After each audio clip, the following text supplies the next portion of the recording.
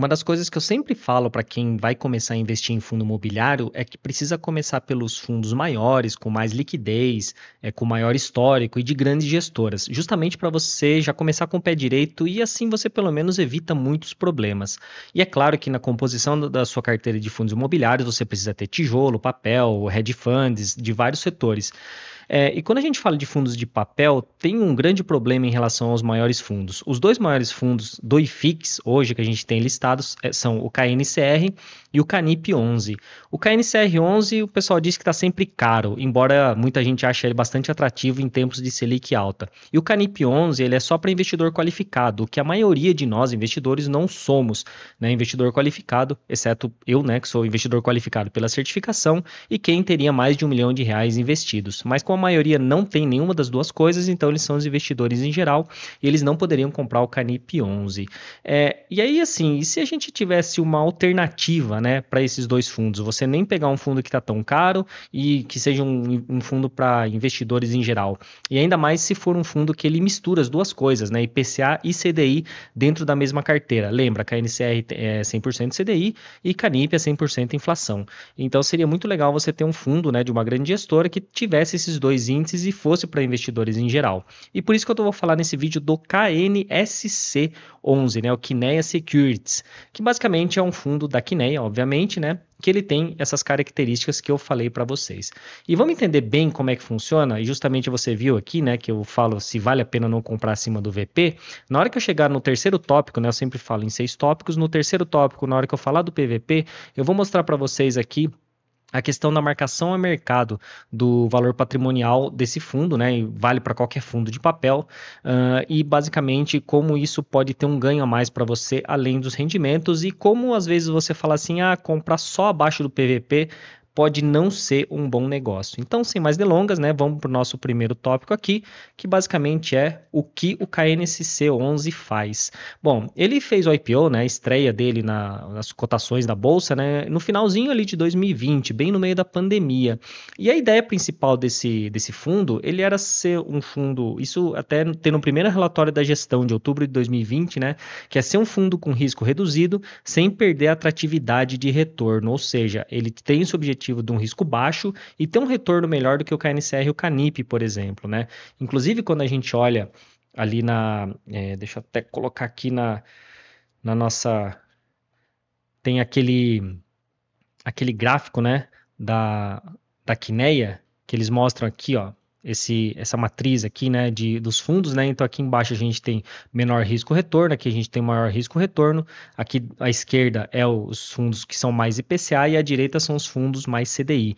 Veja que, ó, o Canip aqui, o KNCR aqui na direita e o KNSC está bem aqui no meio, né? Então ele tem um risco médio, né? Segundo a própria Kinea, e ele tem ali esse mix de IPCA e CDI. Então, assim, a gente já vê que o fundo tem esse primeiro objetivo, né? Ele tem um risco um pouquinho maior ali, né? Embora seja controlado, mas ele também ele tem a ideia, né? A intenção de ter um retorno um pouquinho maior do que esses outros fundos que são bastante high grade. Também tem duas divisões ali dentro da carteira, do objetivo da carteira do KNSC. Uma que tenha mais ou menos entre 60% e 70% de ativos high grade, né? Aqueles com maior qualidade de crédito, aqueles CRIs que são bons devedores, com bons ativos, com boas garantias. Que dificilmente vai ter algum problema, isso entre 60% e 70%, que eles denominam de parcela core, né, da parcela principal, e a outra parcela é de 30% a 40%, né, que seria a parcela oportunística, né, como a Kinea dá o nome, que seria os investimentos num risco controlado e um retorno um pouquinho melhor. Né? Então, veja assim que a ideia é ser um fundo com um perfil de risco ali middle risk baixo, podemos colocar assim, né, pelo tamanho dele, pelas operações, então eu diria que ele é um middle risk baixo, ou seja, tem aquele risco médio baixo, quase que high grade, quase que risco maior qualidade de crédito, vamos dizer assim. A ideia do fundo é investir primariamente, né, primordialmente, assim, a maior parte deles em CRI. Só que o fundo também tem no regulamento, né, ele fala que o fundo pode ter algumas operações específicas via fundos imobiliários. Só que diferente do que a gente vê às vezes em alguns outros fundos imobiliários comprando aí cotas de fundos imobiliários muito líquidos, né, por exemplo, sei lá, tem fundo que compra MXRF, o próprio Canip, KNCR. A ideia do KNSC é comprar fundos que não sejam acessados pelos investidores de varejo, estratégia por nós investidores. Então pode ser aquele fundo que é para investidor profissional, que tem prazo determinado, né? Aliás, nunca invista em fundo de prazo determinado, porque isso é uma operação bastante complexa, tá? Então fica aqui esse adendo. Então, assim, vão ser fundos ali que provavelmente você nunca vai ver uma análise, né? Ou você não vai ter acesso a esse tipo de fundo, porque ele não vai estar disponível para você, vai estar só para investidores profissionais. Isso é muito legal porque você consegue indiretamente ter esse investimento nesses fundos aí que você não conseguiria comprar você como investidor, né? Como disse para vocês, né? O fundo ele tem essa ideia de ser middle risk, né? E quando a gente olha, por exemplo, a gente vê principalmente nisso quando essa questão do middle risk, né, a gente fala sempre que em relação às operações, mas quando a gente olha para as taxas dele também, a gente consegue ver que o fundo ele tem essa ideia assim pelas taxas, né, uma taxa bastante baixa. Esse gráfico aqui são as taxas dos CRIs, taxa média ponderada dos CRIs, né, que eu peguei ao longo dos meses aí que foi sendo divulgada nos relatórios gerenciais, né, e aí a média dele aqui, ó, seria acima, né, da NTNB, um spread aqui acima da NTNB do Tesouro IPCA+, né, de 1,19, né, e a mediana 1,05, ou seja, mais ou menos ali 1,01, 1,1 ou 1,2% acima de um Tesouro IPCA+. Veja que aqui ultimamente a taxa média está um pouquinho abaixo da média, né, mas podemos considerar isso daqui a média histórica dele aqui dessas taxas aqui, então ele está bem próximo ali de uma NTNB, então podemos considerar realmente ali um risco baixo ali, não tão baixo, mas enfim, um pouquinho baixo. E quando a gente olha as taxas do CDI, a gente já tem uma taxa um pouquinho maior, né? CDI mais 4, a média, né, e a mediana, eu gosto de calcular as duas, né, para tirar alguns extremos ali. Mas quando a gente olha aqui, ó, CDI mais 4,36, CDI mais 3,62, podemos ver alguma coisa aí, CDI mais 3,5, mais 4, alguma coisa do tipo. E veja que aqui, ó, nesse início aqui, ele tinha umas taxas aqui, a CDI mais 6, né, na média, que era quando a gente tinha uma Selic mais baixa. A partir aqui de 2022, depois vocês vão ver no outro gráfico de indexadores, né, que eu vou mostrar para vocês mais para frente, como mudou um pouquinho, por que que teve essa queda aqui nas taxas, né. Então, a gente olha aqui que ele tem uma taxa aqui, essa daqui é a taxa de emissão, né, dos títulos, né, não é a marcada a mercado, então ele está aqui CDI mais 3, né, então a gente pode colocar aqui sim essa parcela CDI um pouquinho mais middle risk puro realmente, não middle risk baixo, só olhando para as taxas, né. Um detalhe interessante, né, que se você olhar as cotações do KNCC, você vai ver que ele é o famoso base 10, né, eu gosto de colocar entre aspas porque, né, enfim, não é uma nomenclatura que o mercado adotou em relação ao seu base 10. Desde novembro de 2023, ele fez o desdobramento, né? Ele era base 100, né? Tinha sua cota negociada ali por volta de R$ 100, então ele é base 10 e só para deixar aqui claro, não significa que ele é um fundo mais barato do que os outros fundos da Kinea, só significa que você consegue comprar uma cota com menos dinheiro, tá? Então, uma cota do KNCC que era R$ 100, a mesma coisa que 10 cotas do KNCC que valem R$ 10, por exemplo, tá? Então, não viaja muito, né, em relação a isso, achar que fundo base 10 é mais barato, tá? Ele só é mais acessível, vamos dizer assim. Você tem que analisar ele em conjunto, né? Então, dá uma olhada realmente ali em relação a essa questão do valuation, né, da precificação, você esquece se ele é base 100, base 10, já tivemos fundo base 1000, né, ainda existem, né, alguns fundos listados que são a famosa base 1000, né, que era das antigas lá dos fundos imobiliários. Um detalhe importante, né, como vocês também talvez saibam, né, pelo menos deveria saber em relação aos fundos da Kinea, é que a Kinea ela origina estrutura e normalmente ela compra quase todas as operações, quase 100% dessas operações, né, quando não é 100% é maior parte, ela gosta de ter o controle dessas operações, e isso é muito importante, principalmente quando a gente precisa ter alguma assembleia de devedores, de credores, desculpa, a assembleia de credores desses CRIs. Às vezes tem algum problema, precisa tomar alguma decisão, daqui a pouco eu vou falar para vocês que teve algumas coisas no histórico do KNSC que precisou ter essas assembleias, né? E é muito importante quando você tem o controle desses CRIs, porque você pode tomar as decisões que forem melhor para o cotista daquele fundo que detém esse CRI.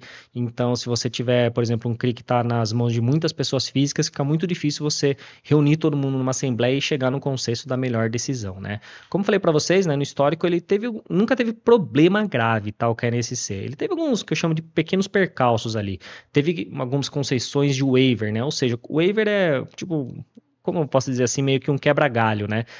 Teve algum devedor que teve algum problema de fluxo financeiro ali, e aí para não decretar o vencimento antecipado e aquele devedor ele ter que pagar todo aquele fluxo lá e de repente até ficar inadimplente por alguma razão, então o que aconteceu foi que eles concederam esse waiver. Falaram, ok, vou dar uma chance aqui para você, né? Sei lá, 1 ou 2 meses para frente, a gente pode pular esses 2 meses aqui, depois você começa a pagar normalmente. A gente teve uns 2 ou 3 casos desses e foi resolvido, tá tudo normal, esse fluxo de pagamento. Então veja que como é importante essa questão de ter o controle dos CRIs, né? Porque que nem eu falei para você, se tivesse muitos investidores, né, desse CRI, ia ser muito difícil talvez tomar uma decisão num sentido de consenso, né? Em relação aos setores, né, como eu falei para você, como estava mencionando aqui, né, o KNSC ele tem uma coisa interessante, tá? Quando a gente olha nos setores, tá? Ele tem bastante concentração no setor residencial. Só um adendo, tá? Em relação a essa concentração no setor residencial, eu coloco o residencial pulverizado tudo junto aqui, tá? Nos relatórios gerenciais, aqui, né, separa residencial pulverizado. Eu gosto de colocar junto, porque, enfim, para ficar mais fácil, assim, de entender, né? Então, eu vejo que é 40% residencial, e aí a segunda maior posição seria em lajes corporativas, depois shoppings aqui, né, e alguns outros setores. Antes ele tinha uma outra separação aqui no começo, tá mais, né, bagunçado um pouquinho, né, mas é isso. Então, a grande diferença também em relação ao Canip e o KNCR aqui é que os outros dois fundos, eles têm mais concentração no setor de lajes corporativas e shoppings, né? Historicamente eles vêm com essa concentração. E aqui não, aqui a concentração é mais no setor residencial. Então é um outro detalhe aí para você prestar atenção, principalmente em relação aos subsetores, né, do setor imobiliário. Lembra, a economia global tem uma dinâmica, a economia brasileira tem uma outra dinâmica, o mercado imobiliário tem uma outra dinâmica e dentro do mercado imobiliário esses segmentos cada um tem sua dinâmica diferente. Então é muito importante você prestar atenção nisso. Se de repente você ouvir alguma coisa, opa, tem talvez o crédito para construção de imóvel residencial vai ficar mais escasso, alguma coisa, essas notícias assim do tipo. Então é bom você dar uma olhada, ver, avaliar realmente nessa questão do KNCC, porque ela pode ser um pouquinho mais delicada de repente, né? Em relação aos devedores, né, que é sempre bom falar, né, a gente tem, quando a gente olha aqui na carteira do KNSC, né, esse aqui é o último relatório inicial disponível, né, de setembro de 25, eu estou gravando esse vídeo aqui em outubro de 2025, aqui no comecinho. A gente vê que ele tem, ó, VISC, que é fundo listado, Teser, que também é um fundo listado, que mais, ó, TEP, JHSF, que é uma empresa listada, Vino, Blog, esses daqui são fundos listados, HSLG, fundo listado, TRXF, fundo listado, VILG, Shopping Boulevard Belém, o MOL 11, que agora é o PMLL 11, né, que foi para o Patra, né, Brookfield, que é uma grande empresa também, se eu não me engano ela tem ações listadas no exterior.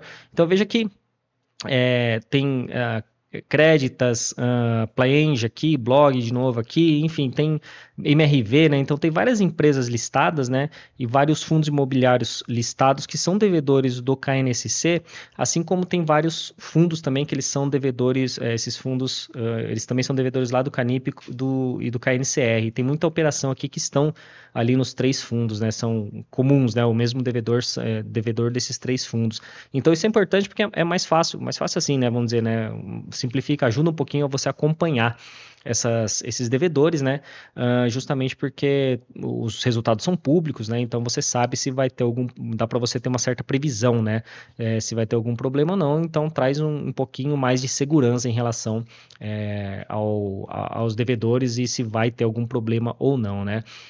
Um ponto aqui que, na verdade, não é ruim, né? Mas é um ponto crítico aqui para mim, na verdade, eu discordo um pouquinho disso, é a taxa de administração do KNSC, que é 1,20% ao ano sobre o valor de mercado. É um fundo que está no IFIX, então esse 1,20% ao ano é sobre a taxa de administração, é sobre o valor de mercado. Ela é um pouquinho acima da média do mercado. Normalmente ali, o mercado tem uma taxa de administração de 1% ao ano, né? E o KNSC tem uma taxa um pouquinho mais acima. Eu não sei se faz tanto sentido assim, né? Até porque, como eu falei para vocês, tem muita operação que ela tá ali nos outros 2 fundos da gestora, né? Então, talvez ali 1% fosse uma taxa um pouquinho mais justa, né? Mas, enfim, né? Então, essa questão da taxa de administração, quando a gente vai precificar um fundo, né? A gente coloca essa taxa de administração maior no preço do fundo para ter um desconto maior ali, de repente, né? Em relação quando você faz o valuation, se você for comprar um outro fundo, né, de repente com uma taxa de administração de 1% que seja semelhante. Por falar em gestão, né, a gente é o próximo tópico, né, quem são os responsáveis pelo KNSC. Bom, é a Quineia, né, ela faz parte do Grupo Itaú, né, controlada pelo Banco Itaú, pelo grupo, né, do Banco Itaú. É uma das maiores gestoras da América Latina e, como eu falei para vocês inicialmente, eles preferem ter o controle das operações, né? Justamente para ter mais poder na hora de decisão. Quando você olha lá no site da Quineia, da equipe de gestão, principalmente essa parte de crédito, né? A gente percebe uma coisa muito importante de fundo de crédito. Precisa ter pessoas com experiência e bastante experiência em quatro áreas dentro quando a gente fala de crédito, tá? Primeiro, obviamente, mercado imobiliário, porque a gente está falando de mercado imobiliário. Segundo, em fundos de investimento, obviamente, porque a gente está falando de fundos de investimento, é um fundo de investimento imobiliário. Terceiro, em crédito, obviamente, né? Se é um fundo de crédito, né? Um fundo de papel, um fundo de crédito que empresta dinheiro para outros, então precisa ter gente que entenda de crédito. E quarto, como é um crédito de CRI, né? Que é via securitização, a gente precisa ter pessoas especializadas em securitização. Então, sempre olhem isso nas equipes de gestão dos fundos de papel que você for analisar, tá? Então, crédito, mercado imobiliário, fundos de investimento e securitização. Não precisa ser pessoas diferentes, mas as pessoas que estão ali, elas precisam ter experiência dentro disso para reduzir o risco ali em relação à gestão, tá? Outra coisa legal também em relação à gestão é que eles fazem um acompanhamento periódico, né? Das operações. Então, eles sempre fazem as revisões desses investimentos, ver se está tudo certo, de acordo com o planejado inicialmente, quando eles emprestaram esse dinheiro, aquela coisa, né? Ah, estou emprestando esse dinheiro para quê? Ah, para construir um galpão logístico em Extrema, por exemplo. Então, como é que tá? Você pretende construir esse galpão em quanto tempo? Ah, sei lá, em 2 anos, e aí eu pretendo alugar ele em até 6 meses depois do habite-se, né?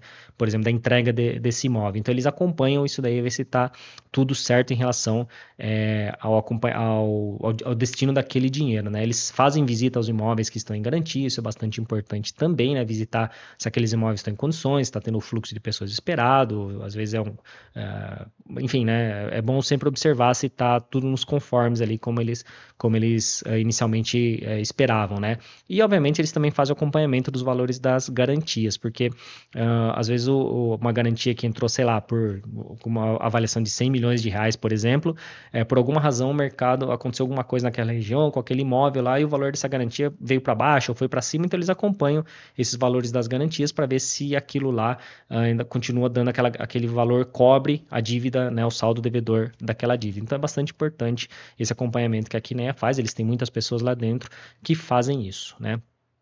Próximo tópico, né? Os indicadores, né? Quais são, o que nós devemos observar em relação aos indicadores? Como eu falei para vocês, né? Então vamos aqui observar primeiramente, que eu disse para vocês, o PVP histórico do fundo. Veja que historicamente uma média aqui do PVP, né? Dos fechamentos do mês desde o início do fundo, ele negociou com 1,02 de PVP, ou seja, um pequeno ágio ali, né? Que a gente fala, né? Negociou um pouquinho acima do VP, de 2%. Agora, no fechamento aqui de outubro, ele fechou a 0,99, né? Teve um piso aqui, né? 0,93 em janeiro de 2025, né? Dezembro 24, janeiro 25, né? Quando caiu tudo, né? E teve um pico aqui no início dele em março de 21, né?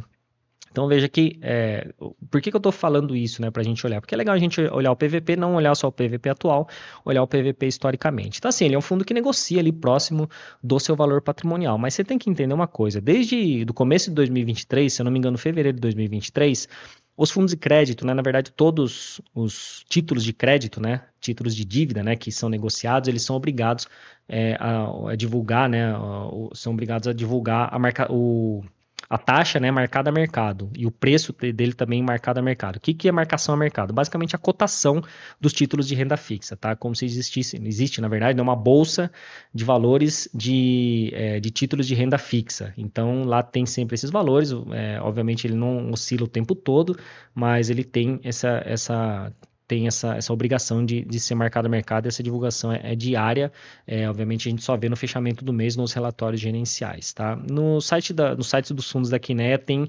esse valor patrimonial, né, já marcado a mercado diariamente. E o que eu quero mostrar para vocês aqui? Eu tenho aqui um exemplo de como que, às vezes, o PVP ele pode ter um duplo desconto, nesse momento aqui que a gente está com as cotações em baixa, né? Ou a gente pode ter um duplo, como a gente fala, quando ele está muito caro, um duplo ágio, inclusive, né? E vou dar um exemplo aqui para vocês como que pode ter um ganho a mais, né? Que nem eu falei para vocês, né? Por que que às vezes o PVP acima de 1, ele ele não necessariamente ele é um fundo, como que eu posso dizer, um fundo é, caro, né? Obviamente você não vai pagar tudo, qualquer valor ali nesses fundos, né? Mas vamos pensar aqui, ó. Por exemplo, vamos pegar uma taxa marcada a mercado, em algum momento, a taxa na curva é a taxa de emissão, tá? A taxa que aquele fundo comprou, né? Que foi emitido aquele título. E a taxa marcada a mercado é a taxa daquele momento, quanto ela está valendo, tá? Então vamos supor aqui uma taxa marcada a mercado qualquer, vamos pensar no pré-fixado, né, para ficar mais fácil, de 10%, tá? E aí vamos pensar, né, que naquele momento, né, em algum momento ali, esse fundo está com 10% de taxa marcada a mercado. E vamos pensar que na curva, né, na taxa de emissão desse título, ele foi emitido, sei lá, a 6,5%, tá? E aí o que a gente faz? 10 menos 6,5 dá 3,5%. Agora vamos supor uma duration aqui de, sei lá, de 4 anos, tá? Então a gente tem aqui um ganho potencial de 14%. Isso aqui é um cálculo muito aproximado, né? Assim, é uma aproximação, uma conta de padaria. A conta não é desse jeito, mas isso daqui dá uma aproximação boa para você entender quanto pode ser o ganho. Se eu tenho uma taxa na curva que os vários relatórios gerenciais de vários fundos trazem, né? E traz também a taxa marcada a mercado, então a gente pode fazer essa subtração, taxa marcada a mercado, subtração simples mesmo, e multiplica pela duration. E você vai ter um potencial ganho naquela cota lá dela valorizar aquela cota patrimonial, então de 14%. Por que eu estou mostrando isso?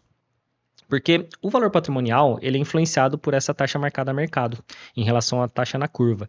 Então, por isso que eu falo, às vezes se você tem nesse momento aqui de taxa de desconto, né, que a gente vê nas cotações para baixo e de taxas de juros muito altas, né, Tesouro IPCA mais bateu IPCA mais 8%, por exemplo, que influencia muito na marcação a mercado desses títulos, né, principalmente os que são IPCA mais, né, os CRIs que são IPCA mais. Então, se as taxas do Tesouro Direto sobem, então as taxas desses CRIs também sobem, né? Então, e é uma relação inversa, tá? Se você tem uma taxa que sobe, então o preço daquele título cai. Tanto que se você olhar se você quiser ver esse efeito, você pega aqui no Tesouro, você filtra três tesouros pré-fixados aqui, né? Não vou pegar o IPCA mais porque tem a variação da inflação também, mas se você pegar o pré-fixado e anotar a taxa hoje aqui, sei lá, desse 2028 aqui, ó, ou mais longo, qualquer um deles, né? Se pegar aqui, ó, rendimento não, a taxa de 13,14, que é uma taxa de desconto, investimento mínimo 13,67. Você anota hoje. Se você chegar amanhã, essa taxa estiver para cima ou para baixo, esse valor aqui também ele vai estar diferente. E se essa taxa aqui subiu, esse valor aqui ele vai descer, tá? E se essa taxa descer, esse valor vai subir. Então, uma relação inversa. Por que eu estou trazendo isso? Opa, eu acho que eu acabei nem mostrando aqui, né? Enfim. Mas vamos lá.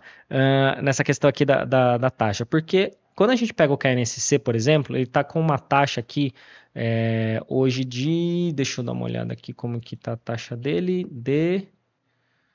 a marcada a mercado tá 10,66, né? 10,66 os CRIs IPCA, que eu vou pegar aqui como exemplo, e os CRIs aqui, a taxa de aquisição, taxa média de aquisição, 8,5. Então, 10,66, 8,5. Vamos colocar lá na planilha, né? Opa, desculpa, nessa planilha aqui, 10,66 e aqui 8,5, acho que era, né? Deixa eu dar uma olhada aqui. Era 8,05, né? Então, 8,05.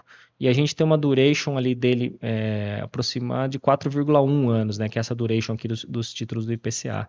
Então 4,1. Então veja que naquela parte lá da carteira que é 50 e poucos por cento, um pouquinho mais de 50%, a IPCA mais, então ele tem um potencial ganho de 10,7%. Então assim, esse valor patrimonial ele está para baixo também, tá? Então você tem esse duplo desconto de 1% ali que ele está negociando hoje, né? Aliás, deixa eu até dar uma olhada aqui quanto que está o PVP dele atual, né? Tá 0,99, né? Tá bem próximo ali realmente do que ele vinha negociando, né? Então você teria aqui esse duplo desconto aqui, podendo ter esse potencial de ganho de 10,7%, a gente considerando só a parcela de IPCA+, tá? Então, essa é a parte interessante da marcação a mercado. Agora, vamos dizer assim que o fundo não faça mais nenhuma negociação, e essa taxa na curva se mantenha nessa média de 8,05, só que as taxas de juros de forma geral, Selic, taxa do Tesouro IPCA+, todas elas venham para baixo, né? A economia começa a melhorar, aquela coisa toda, o mercado começa a ficar mais animado, então as taxas do Tesouro IPCA+, elas começam a cair, e por alguma razão a marcação a mercado desses fundos aqui, eles vêm para IPCA mais 7%, né? Sei lá, 7% aqui. Veja que mantendo a mesma taxa e a mesma duration aqui, por exemplo, né, você começa, se você tiver um fundo negociando, mesmo que às vezes ele esteja negociando com um pequeno desconto em relação ao valor patrimonial, se essa taxa subir de novo para a curva, né, vamos dizer assim, e esse fundo negociar ali, você vender essas cotas ou comprar algumas cotas, você pode ter um ganho negativo, né, uma perda, né, na verdade, uma perda potencial de 4%. Isso aqui é um exemplo, tá?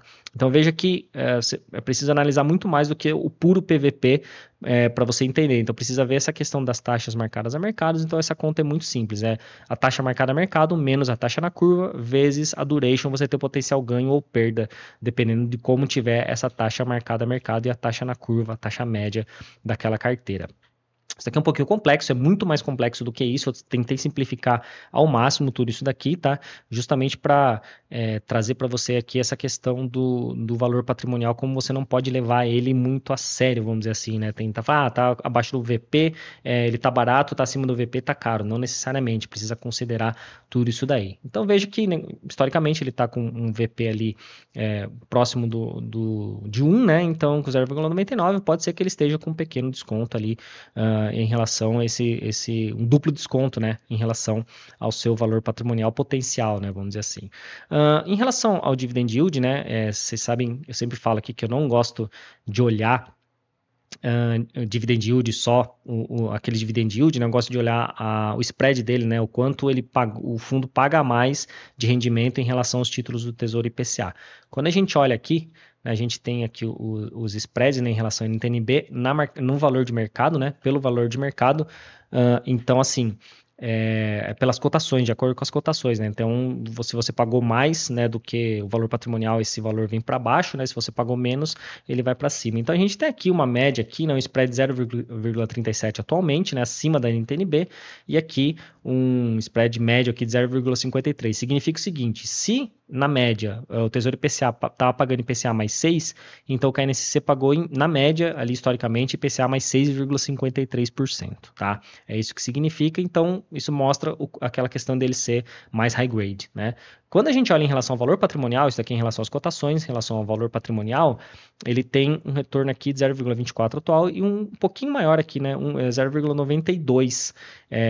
Seria IPCA mais, aquele mesmo exemplo, né? Um Tesouro IPCA mais pagando IPCA mais 6%, ele teria pago aqui IPCA mais 6,92% na média, tá? Se a média também fosse IPCA mais 6. E por que essa diferença aqui do 0,92 para o 0,53? Por causa dessa diferença aqui de 2% para cima. Então, na cotação, se tivesse sempre comprado no valor patrimonial, você receberia esse 0,92 a mais do que um Tesouro IPCA a mais, mas como teve essa questão na média, né, de comprar um pouquinho acima do VP, então foi só 0,53, né? Um outro detalhe também importante para se entender em relação ao KNSC é que como ele tem a maior parte dele, né, mais da metade são títulos atrelados ao IPCA, então as variações do IPCA elas impactam nos rendimentos mensais. Então veja nesse gráfico aqui, as barras, né, azuis aqui são os rendimentos distribuídos pelo fundo, e essa linha vermelha aqui é o IPCA mensal. Então veja que tem uma certa correlação, né? Quando o IPCA vai um pouquinho para cima, um pouquinho, 2 meses depois ele sobe, ele desce, o IPCA cai, 2 meses depois ele sobe, tem aquela defasagem de 2 meses, né? Que vocês tem que se acostumar. Se você não souber disso, se acostume com isso, porque se você vê deflação, esses fundos aí que não tem a estratégia de linearizar os rendimentos, de distribuir a inflação toda, então ele vai ter esse impacto 2 meses depois que é divulgado o IPCA. Se o IPCA vai para cima, pode ver, o IPCA para cima aqui em março de 22, rendimento em maio de 22 foi para cima. IPCA veio bem para baixo aqui em julho de 22, então os rendimentos aqui 2 meses depois ele veio para baixo também. Então ele oscila bastante, isso é uma dinâmica que você vai ver bastante nos fundos que entregam IPCA todos os meses, e principalmente os fundos que apuram pelo regime de competência, os fundos de papel que apuram pelo regime de competência, que é o caso de todos os fundos administrados pela Intrag, que é a administradora do KNSC, tá? Assim como todos os fundos da Quineia. E um outro detalhe, né, que a a gestão usa alavancagem, né? Aquela alavancagem, operações compromissadas reversas, né? Que basicamente, se eles têm uma carteira ali que eu mostrei para vocês, CDI mais 3, CDI mais 4, eles, digamos assim, eles emprestam, né? Dá como garantia esses CRIs aí a uma taxa de CDI mais 1 no máximo, por exemplo. Então, esse CDI mais 3 menos o CDI mais 1, esse 2% aí é o ganho com a alavancagem. Então, veja que ele usou um bom tempo aqui, né? Isso aqui é um valor aproximado, na verdade, né? Porque esse daqui no informe mensal tá lá na parte de outros valores a pagar. Então, pode ter outras coisas além aqui além dos próprios valores da alavancagem, né? Mas veja que nunca passou aqui muito de 10%, no máximo 11% aqui em algum momento, né? Então, 10% é um patamar razoável, né? Não tem dado prejuízo nenhum, não tem dado problema, inclusive tem gerado mais valor para o fundo essa pequena alavancagem. Então, eu espero assim que, né, a expectativa minha, pelo menos, é que fique sempre mais ou menos nesse patamar. Já faz mais de um ano aqui, né, que a gente vê que está nesse patamar aqui, em torno de 10%, né? No máximo aqui de 10%, então acho uma alavancagem saudável para um fundo de crédito. Partindo por quarto tópico aqui, né? Eu gosto sempre de que vocês entendam, né? Por que investir ou não no KNCR11? Bom, como eu disse logo no começo, eu acho que ele é uma ótima alternativa, um fundo grande, 1,8 bi, né? 1,77, 1,8 bilhões de reais, um fundo bilionário aí, tem uma boa liquidez também para você negociar as cotas aí na Bolsa de Valores. E eu acho que ele é uma ótima alternativa ao KNCR ou Canip, né? Por conta desse mix. E para quem não pode, a maioria não pode comprar o Canip 11, embora muita gente compre, né? Sem poder mesmo o Canip, eu não recomendo que você faça isso, né? E o KNCR11, né, ele é o fundo que muita gente fala que está sempre caro, né? Porque ele está sempre seguindo o CDI, né?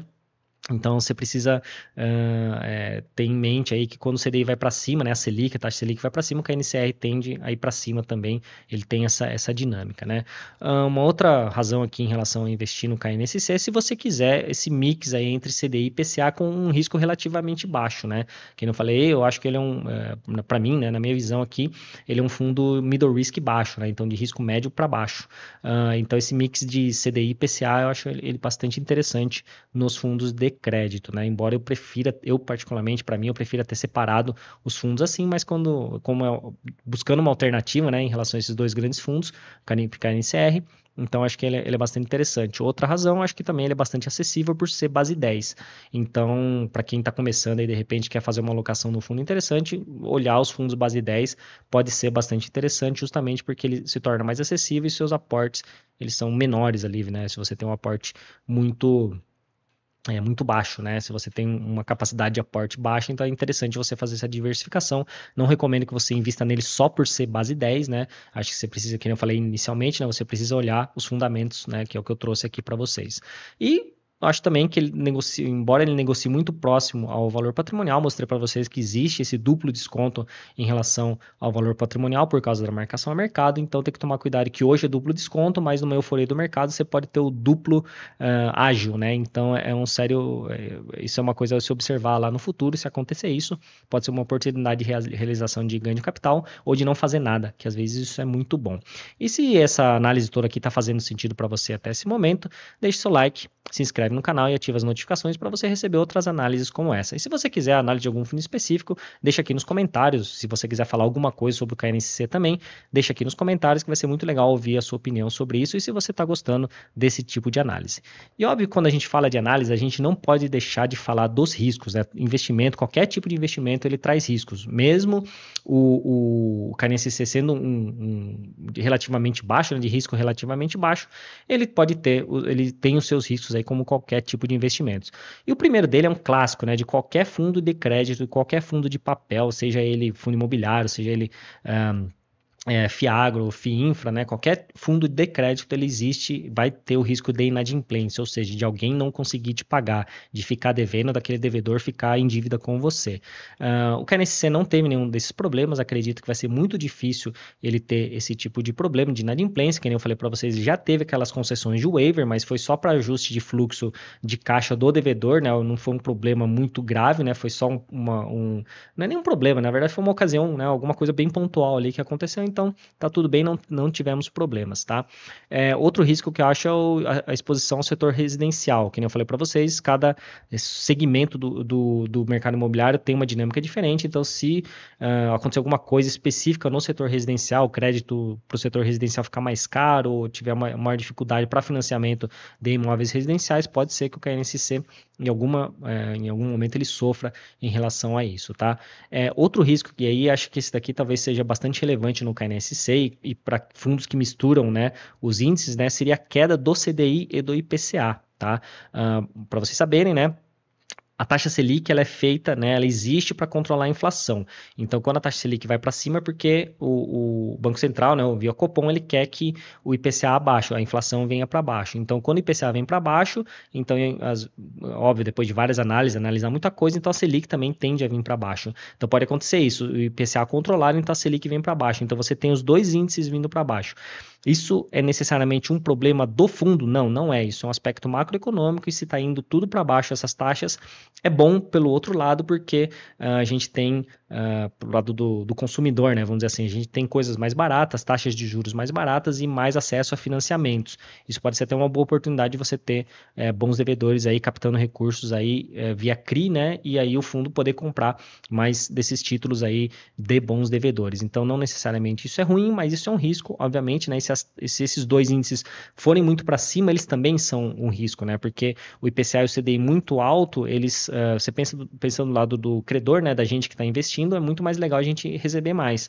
Só que pelo lado do devedor isso é ruim, porque o devedor fica com a dívida mais cara. Por exemplo, quem está com dívida em CDI agora está pagando, CDI mais 3, por exemplo, está pagando 18%, equivalente a 18% ao ano, mais ou menos ali. Então você imagina que é uma dívida bastante cara. Com um CDI mais baixo ali, por exemplo, 10%, seria hipoteticamente que 10%, né? Esse mesmo devedor teria uma dívida a 13% ao ano, bem mais barata, né? Esse 5% faz uma grande diferença ali ao ano.